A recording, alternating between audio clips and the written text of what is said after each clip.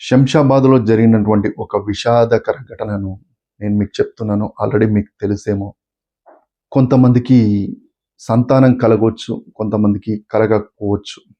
అలాంటి వాటిని బేస్ చేసుకొని కొన్ని ఆస్పత్రులు ఐవీఎఫ్ అనే ట్రీట్మెంట్‌ను మొదలుపెట్టారు.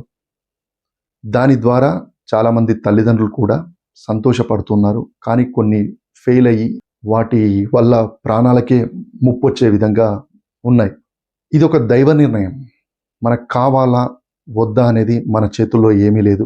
కొన్ని మన అలవాట్ల వల్ల, మనం చేసేటువంటి ఉద్యోగం వల్ల కూడా, మనం తాగే నీళ్ళ వల్ల, మనం తీసుకునే ఫుడ్ వల్ల కూడా, మనం పీల్చే గాలి వల్ల కూడా మన ఆరోగ్య పరిస్థితుల్లో మార్పులు వచ్చి ఇలాంటి దుష్ఫలితాలు ఇస్తూ ఉన్నాయి. వాటి వల్ల కొంతమంది దంపతులు ఇబ్బందులు పడుతూ ఉన్నారు. మాకు పిల్లలు కాలేదు, మాకు పిల్లలు కాలేదు అని చెప్పేసి వాళ్ళు సమాజంలో తలదించుకుంటున్నటువంటి పరిస్థితి కనిపిస్తుంది. అప్పుడే వారిని క్యాచ్ చేసుకొని చాలామంది హాస్పిటల్ వాళ్ళు కూడా ఐవీఎఫ్ ట్రీట్మెంట్ ద్వారా పిల్లల్ని కనండి అని చెప్పేసి కొత్త కొత్త ట్రీట్మెంట్లు వస్తూ ఉన్నాయి. మన విధిరాత ఎప్పుడు ఎలా ఉంటుందో తెలియదు. శంషాబాద్కు చెందినటువంటి ముత్యాల విజయ్, శ్రావ్య ఇద్దరు దంపతులు కర్ణాటక నుండి హైదరాబాద్కు వచ్చి శంషాబాద్ ప్రాంతంలో నివసిస్తున్నారు. విజయ్ వచ్చేసి ఎయిర్పోర్ట్లో పనిచేస్తున్నాడు. శ్రావ్య వచ్చేసి ఇంటి దగ్గర ఉంటుంది. సో వీరికి పిల్లలు కలగలేదు. సో గత కొన్ని రోజుల కింద ఐవీఎఫ్ ట్రీట్మెంట్ తీసుకొని సక్సెస్ అయింది. సో ఇద్దరు పిల్లలు కడుపులో పెరుగుతున్నారు. 8 నెలలు అయింది. 2 రోజుల కింద కడుపు నొస్తుందని చెప్పేసి, కొద్దిగా డిఫరెంట్గా ఉందని చెప్పేసి ఆ శ్రావ్య చెప్పడంతో దగ్గరలో ఉన్నటువంటి హాస్పిటల్కు వెళ్ళారు. అక్కడ ఏదో ప్రాబ్లం అవుతుంది, మీరు ఇమ్మీడియట్గా పెద్ద ఆసుపత్రికి వెళ్ళండి అని చెప్పేస్తే గుడిమల్కాపూర్లో ఉన్నటువంటి మైత్రి హాస్పిటల్కు వెళ్ళారు. అక్కడ కూడా సీరియస్గా ఉందనేసరికి సరోజిని హాస్పిటల్కు వెళ్ళారు. అక్కడ డాక్టర్లు చెప్పింది విని షాక్ అయిపోయారు. కడుపులో ఉన్నటువంటి ఇద్దరు పిల్లలు కూడా మరణించారు అని చెప్పేసి చెప్పడంతో శ్రావ్య ఒకేసారి కళ్ళు తిరిగి కింద పడిపోయి చనిపోయింది. ఆ వార్త విన్నటువంటి ఆ శ్రావ్య వాళ్ళ తల్లి ఇమ్మీడియట్లీగా బంధువులకు సమాచారం అందించింది.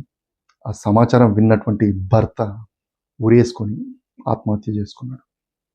అంటే గంటల వ్యవధిలోనే ఒక ఫ్యామిలీ మొత్తం చనిపోయారు. కడుపులో ఇద్దరు చనిపోయారు. బయటున్న భార్యాభర్త కూడా చనిపోయారు.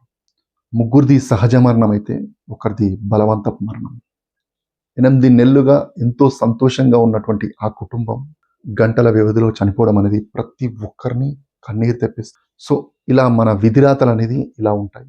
ఐవీఎఫ్ ట్రీట్మెంట్ అనేది కొంతమందికి పడుతుంది, కొంతమందికి పడదు. సో ప్రభుత్వాలు కూడా ఆలోచించాలి.